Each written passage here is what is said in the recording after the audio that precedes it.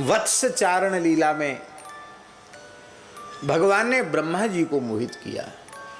ब्रह्मा जी भगवान की लीला का दर्शन करने आए तो उन्होंने देखा कि बंसीवट की छाया में भगवान श्री कृष्ण विराजे हैं, ग्वाल वाल उनके चारों ओर बैठे हैं और इस क्रम से बैठे कि सबसे छोटे बालक भगवान के बिल्कुल निकट हैं, उनसे बड़े दूसरी पंक्ति में, उनसे बड़े तीसरी, आखिरी में सबसे बड़े आयु के आखिरी पंक्ति में है और जो जितना छोटा है वो भगवान के उतना अधिक निकट है।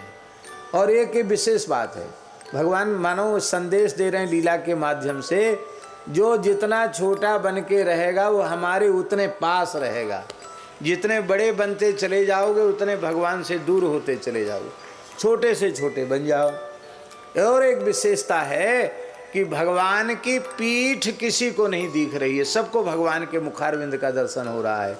बैठे हैं भगवान बीच में और सब चारों ओर घेर के बैठे हैं, लेकिन पीठ किसी को नहीं दिखती, क्योंकि सर्वतः पाणिपादोस्य सर्वतोक्षि शिरोमुखम सर्वतः श्रुतिमल लोके सर्वम आवृत्य तिष्ठति, ऐसा उपनिषद में लिखा हुआ है। भगवान सर्वतः पाणिपाद हैं। इस रूप में विश्वतश्चक्षुरुत विश्वतो मुखो विश्वतो बाहुरुत विश्वतस्पात संबाहुयान धमति संपतत्रैर्द्यावा भूमि जनयन देव एका, इस परब्रह्म परमात्मा हैं और यही भगवान की भगवत्ता है। भगवान भक्त के सदा सन्मुख रहते हैं, किसी को भगवान की पीठ नहीं दिखती। और सखा तो सखा ठहरे, उनकी माताएं सुंदर सुंदर पकवान मिष्ठान इसलिए बनाती हैं कि श्री कृष्ण जरूर इसको ग्रहण करेंगे, तो उनके भाव की पूर्ति के लिए ठाकुर जी लीला करते हैं। सुबल,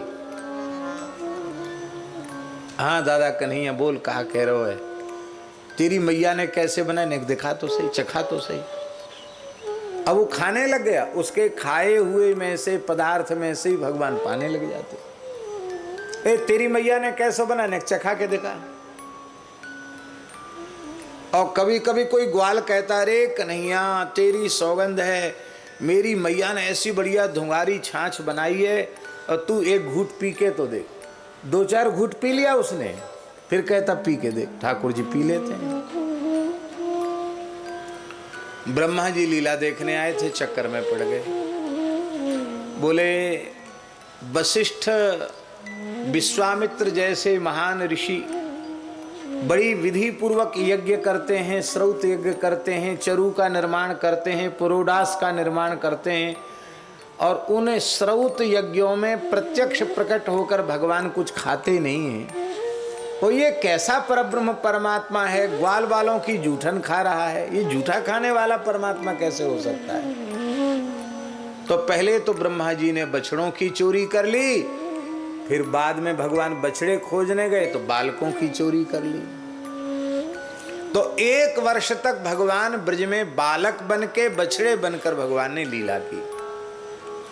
यद्यपि ये सब भगवान की इच्छा से ही हुआ, क्योंकि भगवान इस लीला के माध्यम से गायों की अभिलाषा पूर्ण करना चाहते हैं, गोपियों की अभिलाषा पूर्ण करना चाहते हैं, गोप कन्याओं की अभिलाषा पूर्ण करना चाहते हैं, सबकी इच्छा पूर्ण करना चाहते हैं। कभी कभी भगवान बालकृष्ण पद्मा गाय के स्तन में अपना थन में मुंह लगा करके दूध पीने लग जाते हैं। पद्मा गाय भगवान की, पद्मा प्यारी गैया भगवान को चाटने लग जाती है। तो दूसरी गाय सोचती कभी हमारे भी ऐसा सौभाग्य होता, पूरे 84 कोस ब्रज की गैया, सबका दूध ठाकुर जी कैसे पी सकते हैं, संभव कम है। तो अब सबके बछड़ा ठाकुर जी बन गए, इसलिए सबका दूध ठाकुर जी ने पिया। फिर यशोदा की गोद में ठाकुर जी को देखकर गोपियों का मनोरथ होता, जो वात्सल्य भाव किए कि मेरी गोद में लाला आ जाते तो मैं भी इनका स्नान कराती, श्रृंगार करती, बाल भोग कराती। जो सुख यशोदा को मिला वो हमको मिलता। आज ठाकुर जी सबकी गोद के लाला बन गए। गोप कन्याओं के मन में मनोरथ है कि नंद कुमार श्री कृष्ण ही हमें पति रूप से मिलें। तो गर्ग जी आए, बोले इस वर्ष विवाह के बड़े सुंदर मुहूर्त हैं, विचार बिल्कुल मत करो, सृष्टि में इसके पहले भी ऐसे सुंदर मुहूर्त नहीं आए, आगे भी नहीं आने वाले हैं। इसलिए अपनी कन्याओं का विवाह गोप बालकों के साथ कर दो, जहाँ जिसका बात पक्की हो जाए वहीं विवाह कर दो। विवाह हो गए। तो अब देखो असली ग्वाल बाल तो ब्रह्मा जी ले गए, अब जो ग्वाल बाल हैं सब श्री कृष्ण ही हैं। इसलिए सब गोप कन्याओं की भांवर श्री कृष्ण के साथ पड़ गई। सबका वैदिक पद्धति से श्री कृष्ण के साथ विवाह हो गया। और एक ठाकुर जी की खुद की अभिलाषा है कि मैं ब्रजरज खा लेता हूँ, मिट्टी खाता हूँ, तो मैया कान पकड़ती है, अरे लाला तेने मिट्टी क्यों खाई, मोहड़ा खोल के दिखा। मुख में ब्रह्मांड दिखाना पड़ता है। अब हम बछड़ा बन जाएंगे तो पूरे 84 कोस ब्रज की रज का चाटेंगे अपनी जिह्वा से, वहाँ कोई कान पकड़ने वाली यशोदा नहीं आएगी, हमको ब्रज की रज का स्वाद मिलेगा। इसलिए ठाकुर जी बछड़ा बने, खूब रज में खेलेंगे कूदेंगे, कोई बना करने वाला नहीं। तो ये भगवान की ही इच्छा है। तीसरी बात यह है कि भगवान ब्रह्मा जी पर भी कृपा करके उनको अपनी लीला में सम्मिलित करना चाहते हैं, इसलिए ब्रह्मा जी को लीला में सम्मिलित कर दिया। एक और भाव है, ठाकुर जी ने सोचा कि सब लोग हमको चोर कहेंगे, अब ब्रह्मा जी को भी चोर बना दें हम। ब्रह्मा जी भी बछड़े चुरा लिए, बालक चुरा लिए। लोग कहें भैया ठाकुर जी को या में कोई दोष ना है, ये तो ब्रज की भूमि ही ऐसी है, यहाँ ब्रह्मा आयो सो चोरी करवे लग गयो, तो हमारे ठाकुर जी चोरी करें तो उनमें कौन सी बुरी बात है। तो ठाकुर जी ने ब्रह्मा जी पर भी कृपा की। लेकिन जब 1 वर्ष के बाद ब्रह्मा जी को यह रहस्य ज्ञात हुआ और वे सोचते थे कि ब्रज में हाहाकार हो रही होगी, पर जब ब्रह्मा जी ब्रज में आए तो देखा आनंद अनंत गुणित बढ़ गया है। तब ब्रह्मा जी समझने लगे कि अरे ये सब क्या हुआ, सब बछड़े भी सुंदर, बालक भी, यहाँ तो रोज ब्याह हो रहे हैं, बहुत आनंद है ब्रज में। तो ब्रह्मा जी बार बार चक्कर लगाने लगे, ऊपर से नीचे, नीचे से ऊपर।